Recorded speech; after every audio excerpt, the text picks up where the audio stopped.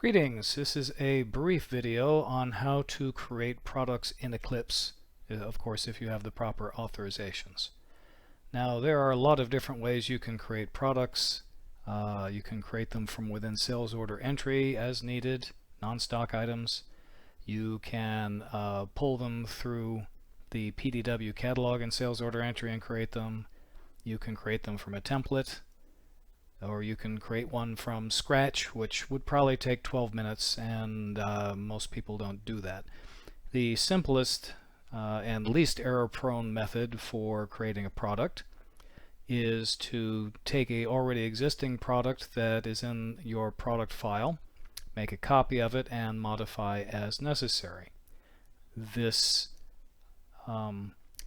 reduces the potential for mistakes and keeps you from having to add other elements of information that you may not have or may not be too clear on. It's not 100% accurate, but of course, it's odds are if the product was similar to the one that you're creating, it's going to be pretty close to the ballpark. Now, typically, your purchasing agent will get a report out of the system every day of new non-stock items that have been created, and with some luck they will go back and look at these and correct any errors in the file going forward, at least in an ideal world. Okay, so here we are in Solar. We go to maintenance, product maintenance. I'm sure we've seen all this before. Now in this particular case we're going to add a Corona lighting product, and it is a CL605. You want to try and search the product in various different ways to make sure it doesn't exist and someone has just botched the description in some way.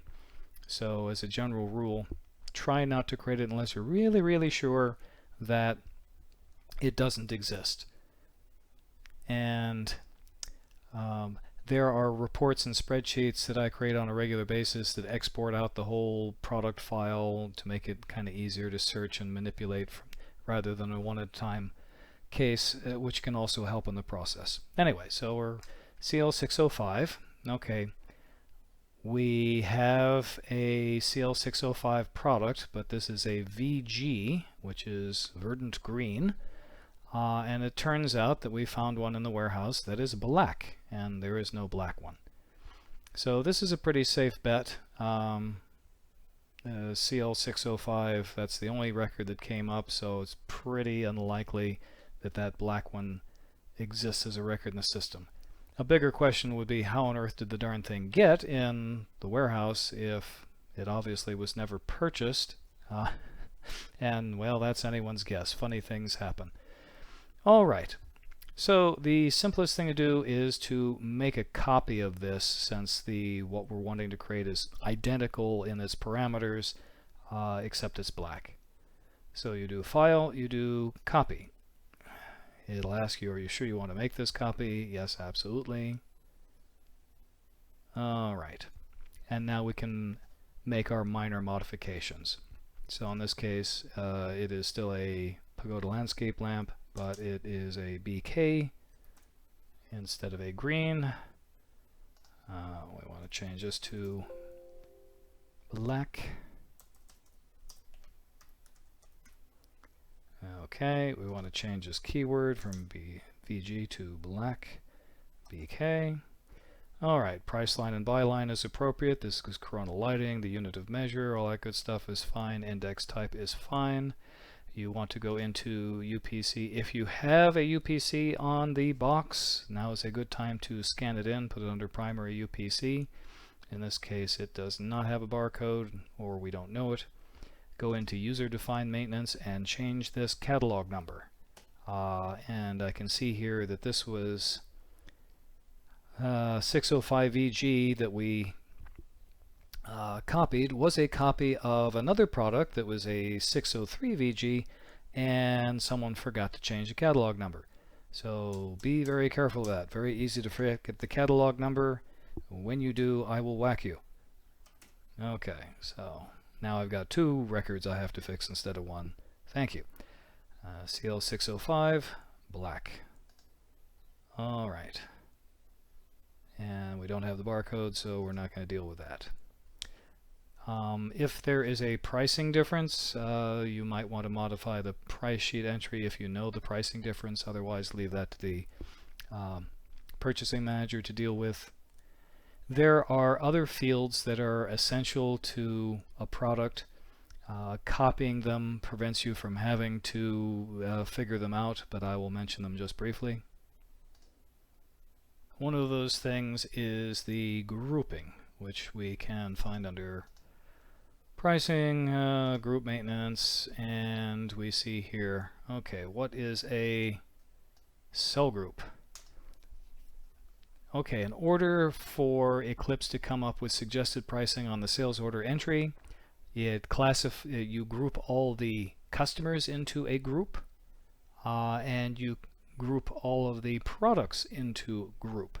And then there's a formula on what's called a price matrix, which says if this product is in this group and this customer is in this group, then the markup from cost should be this formula. In this case, in our system, of course, our price grouping is 50, 40, 30, 20% markup. And so this is something you didn't need to know by copying the product. Luckily, every product in our system is in this cell group, but other companies would have much more complex grouping of parts. The other thing is pricing, the price sheet, what it's purchased for, what it's sold for. Ideally, if you copy it, if it's a very similar product, the pricing is going to be about the same, so you don't have to mess with that. If you know it, you modify it. If necessary, if you don't know it, leave it alone for the purchasing agent to deal with. In this case, this particular product apparently has never been purchased, so it has no pricing, which is interesting. In our system, we make use of alternate descriptions. This is something that we all forget on a regular basis, and I'm emphasizing it now. That can be found under Notes and Alternate Description. And this product never even had a description, so it's got an alternate description, which is annoying.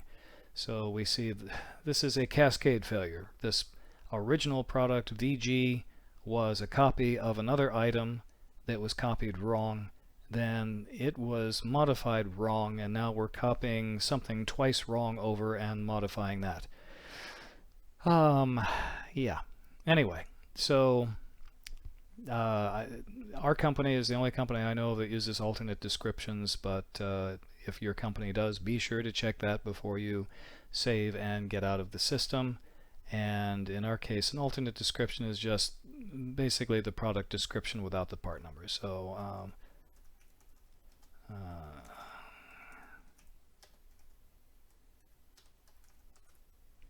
okay. This is important because, God forbid, if this ever gets sold on a sales order, the invoice that the customer gets will have the alternate description printed, not the other one. So if the alternate description is blank, all they're going to see on their invoice is they bought one of something, and it costs so much, which would probably annoy them, and you'd better get a phone call. Anyway, and yes, we're saving the changes. And so that pretty much completes a simple product copy. Let's go through this again. So we took a product, we made a copy of it, as in file copy. Then we modified the description as necessary. We modified the keyword as necessary.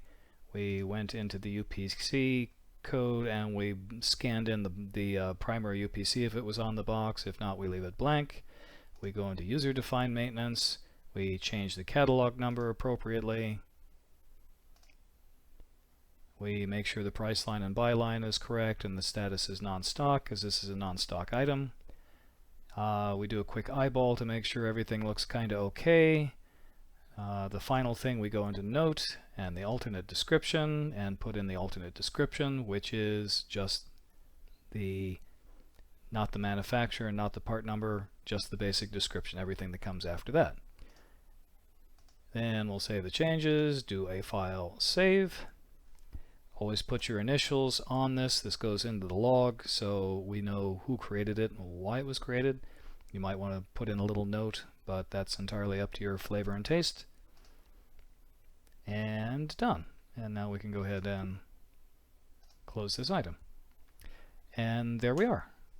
I hope this is helpful. Thank you for your attention.